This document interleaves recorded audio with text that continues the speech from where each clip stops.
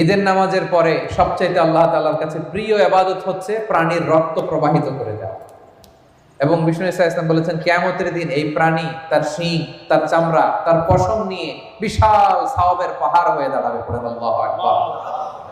এজন্য হুজ্জাজ বাইতুল্লাহ যারা হজে আছেন, আল্লাহ তাআলা তাদের হজকে কবুল করুন। আমরা যারা কুরবানি করছি, আল্লাহ তাআলা আমাদের কুরবানিকে কবুল করুন। এই কুরবানি এটা হতে হবে হালাল উপার্জন থেকে। ইন্নামা ইয়াতাকাব্বালুল্লাহু মিনাল মুত্তাকিন, তিনি শুধু মুত্তাকিদের পক্ষ থেকে কবুল করেন, হালাল থেকে তিনি কবুল করেন। হারাম দিয়ে বিশাল 5 লক্ষ টাকা দিয়ে আপনি হাটের সবচাইতে বড় গরুটা কুরবানি করেছেন, ওই কুরবানি কশিনকাল আল্লাহ তাআলার দরবারে কবুল হবে। আর সামান্য কিছু অর্থের মালিক আপনি, একা একটা কুরবানি দেওয়ার সক্ষমতা নাই, হায়রে 7 জন মিলে ভাগে কুরবানি দিবেন, ওইটা আল্লাহর আরশে আগে কবুল হয়ে যাবে। এজন্য আমরা সবসময় হালালের সাথে থাকি। কিসের সাথে?